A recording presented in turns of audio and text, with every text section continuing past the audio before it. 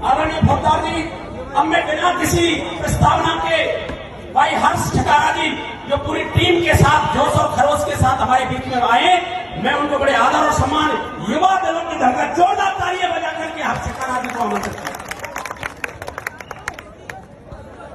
सम्मान के योग्य सम्मानित बुजुर्ग नौजवान साथी, आवाज सुन रही मातर शक्तियां, सभी के चरणों में आपके बेटे आपके बच्चे हरियाणा से आए हर्ष ठकारा की हाथ जोड़कर आऊंगा। मेरी आप सबसे एक विनती है, मैं कोई नेता नहीं हूं कि आप लोगों को भाषण दूंगा। मैं आप लोगों को आप लोगों की बातें बताऊंगा। प्यार से आप लोगों ने सुन ली है, हाथ जोड़कर विनती है 2 मिनट पर किसी की आवाज नहीं आनी चाहिए। जो मैं बातें बताऊंगा मैं गारंटी देता हूं इतिहास के अंदर आप लोगों को आज तक ना तो किसी ने बताई होगी, ना अपने जीवन में किसी से सुनोगे। भाई साहब थोड़ी आवाज कम कर दो, भाई थोड़ी आवाज कम कर दो, धन्यवाद। हिंदुस्तान के अंदर महाभारत का सबको पता होगा। आप सोचते हो महाभारत एक हुई थी, आज मैं आप लोगों को बताऊंगा हिंदुस्तान के अंदर एक नहीं 2 महाभारत हुई थी, 2।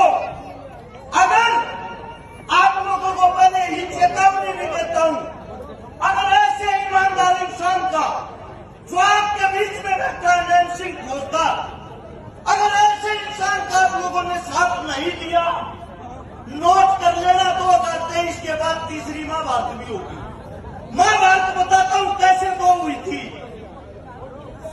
1398 में एक तैमूर हिंदुस्तान को लूटने के लिए हिंदुस्तान के अंदर आया, जिसने 2 करोड़ आदमियों को मारा था, 2 करोड़ आदमियों को मौत के घाट उतारा था।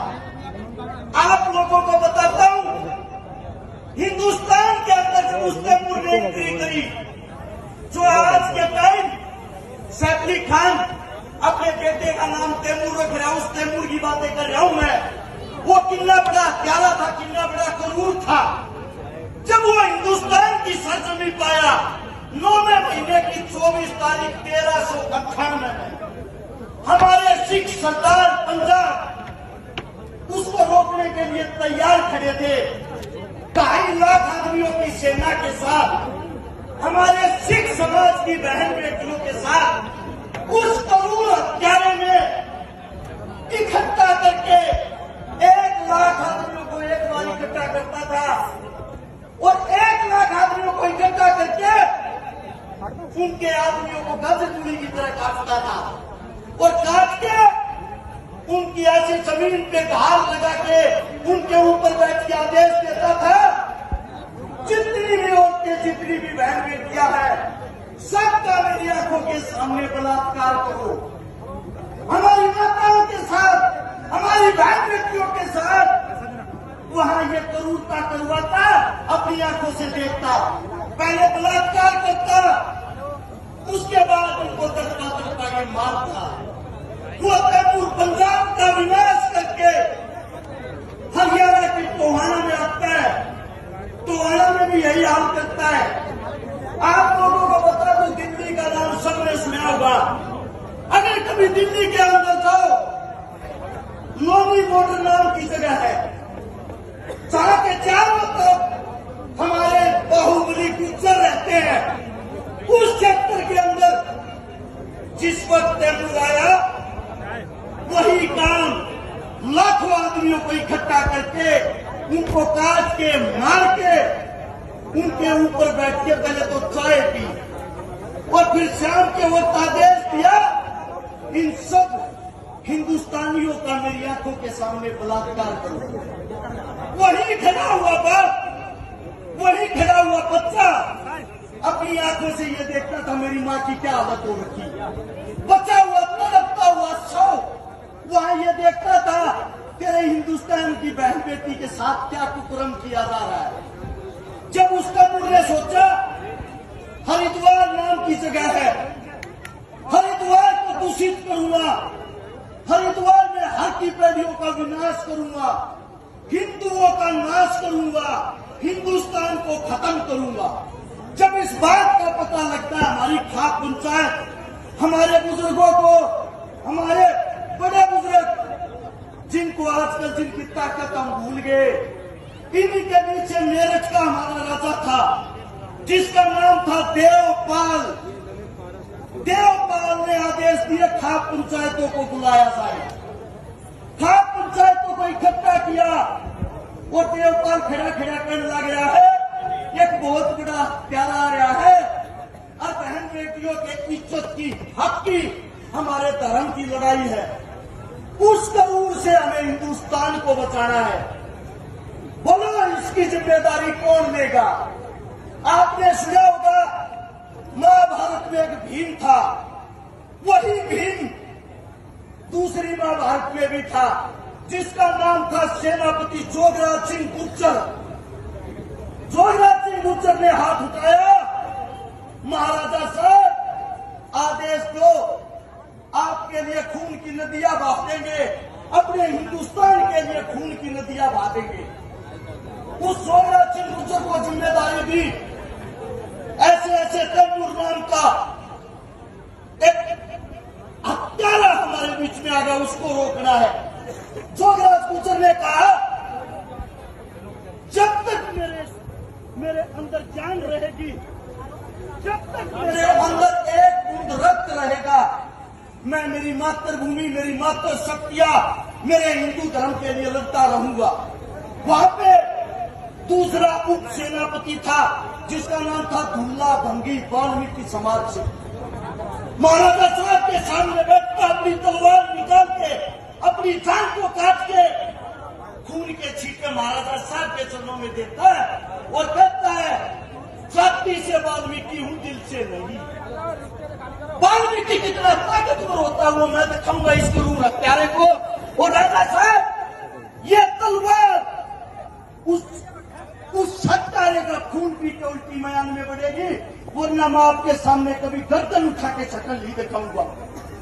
इसके साथ तीसरा उप सेनापति हरवीर गुड़िया जाट, चौथा बोंदू सेड़ी, पांचवा आप लोगों को बता रहा हूं, गौर से सुनना, जो आप जातिवाद में लड़ते हो, मरते हो, मिटते हो, आप लोगों के सामने ये बात बतानी पड़ रही मेरे को। एक की भी जाति एक नहीं, एक इंसान एक परिवार का नहीं। उन्होंने 80,000 बुजुर्गों को, नौजवानों को इकट्ठा किया, 40,000 औरतों को इकट्ठा किया, 1,20,000 हमारी टोटल सेना, 2.5 लाख आदमियों के साथ लड़ने को तैयार, जिनके पास हथियार, बंदूकें, घोड़े, सब कुछ। जब जिस वक्त तैमूर आया, उस तैमूर के पीछे मेरठ से अपनी सेना लगती है, युद्ध करते करते हरिद्वार पहुंच जाते हैं। हरिद्वार के पास जो है ज्वालापुर, ज्वालापुर के पास जो हरवीर गुड़िया जाट तैमूर की छाती में सीधा भाला मार देता है। हरवीर गुड़िया जाट पर सीधे 60 तलवार वाले टूट पड़े। जोगराज गुर्जर ने देखा मेरा भाई मुसीबत में है, अपने भाई के पास अपनी जान की परवाह करे बगैर अंदर घुस गया। एक हाथ से हरवीर गुड़िया जाट जो घायल है उसको कंधे पे उठा रहा है, दूसरी तलवार से गाजर मूली की तरह आदमियों को काट रहा है। 5,000 आदमियों को अपनी भाई के लिए जो उसके जिस्म पर वे निशान थे, उनके लिए 5,000 आदमियों को काट भगाया।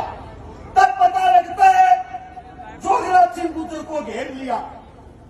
दुल्ला वाल्मीकि अपनी सेना के साथ वहां घुसता है, 1300 आदमियों को मौके पर काट देता है और ऐसे करके उस हत्यारे तैमूर को, उसकी 2.5 लाख सेना को, 1,60,000 आदमियों को मौत के घाट उतार देते हैं। अपने खाप पंचायत के नौजवान, अपने खाप पंचायत के योद्धा, और वही तैमूर इन बुजुर्गों से, इन जाटों से, इन ब्राह्मणों से, इन राजपूतों से, इन आयर वालों से डरता हुआ वापिस हिंदुस्तान को छोड़ के अपने देश में भाग जाता है। आज सबसे बड़ा चर्चा का विषय, आज अगर कोई जाट रोड के ऊपर मर रहा है, अगर उसके पास से जाट ही जा रहा है, पता है क्या करेगा? मरने तो सारे को, हमारा क्या था? अगर आज कोई राजपूत मर रहा है, उसी का भाई उसकी टांग खींचता है। आप लोग कमजोर नहीं थे, हमारे बुजुर्गों ने हमें ये संस्कार कभी नहीं दिए कि आप जाट राजपूत गुजर बामण बन के लड़ते रहो।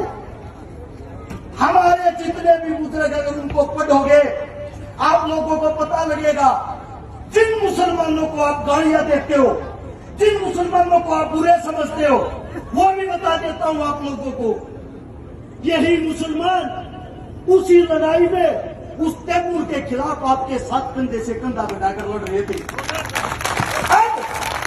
आप लोगों को बनाया जाता है, आप लोगों को फुसलाया जाता है कि मुगलों आए, मुगलों ने देश का विनाश कर दिया। मैं भी कहता हूं कर दिया, लेकिन मुगल हमारा मुसलमान नहीं था। जो तैमूर आया वो हमारा मुसलमान नहीं था। हमारे मुसलमान ने तो हमारे लिए शहादत दी है, जान दी है। आप लोगों को बताता हूं ये राजनीति, ओछी और घटिया राजनीति करने वालों को बताता हूं, हमारे को जातिवाद में मत बांटो, हमारे को धर्मवाद में मत बांटो। हम सबका भला करना चाहते हैं, सबके साथ भाईचारा करना चाहते हैं, सबको साथ लेकर चलना चाहते हैं।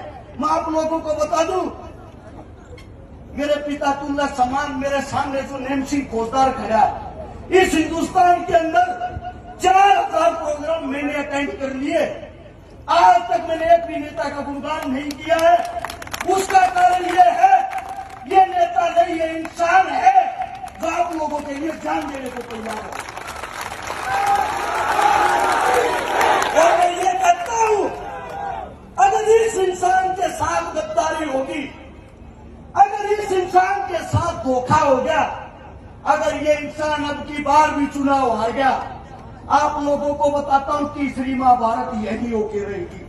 क्योंकि ये वही भीम है जो सबके सर पर भारी है। इसको पहचानो, जो आपके अंदर ताकत लेके आता है, जो आपके लिए दिन रात संघर्ष करता है, उसको कम से कम उसके संघर्ष की कीमत तो दे दो।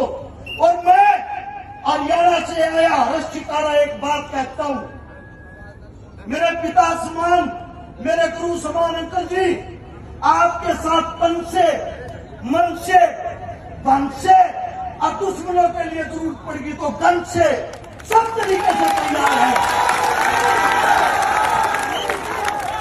और इस पावन धरा पर जहां आपके पसीने की एक बूंद गिरेगी, हरियाणा से जितने कलाकार आए हैं, इन सब की जिम्मेदारी लेते हुए मैं हर्ष चिकारा कसम खाता हूं, वो आपके लिए हम अपना रक्त बहा देंगे।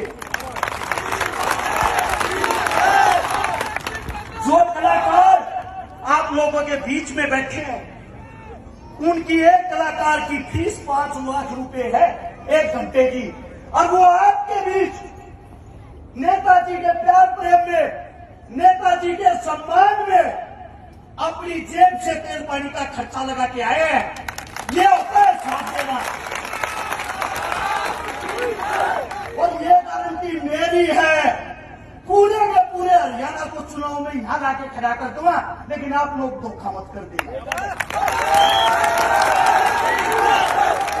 एक बारी हाथ उठाकर ये बता दो मेरी कोई बात झूठी है। एक जोरदार नारा है गिरिराज महाराज के नाम का, आप पिता कच्चे ही अंदाजा हो जाएगा, आप दिल से साथ हो या ऊपर से। बोल गिरिराज महाराज की जय। आप सबने इतने प्यार से, इतने मान सम्मान से हमारी बातें सुनी, हमारा आदर मान किया, उसके लिए आप सब का हृदय से साधुवाद। और अंकल जी न्यू मान लो कि मंत्री की तैयारी करो।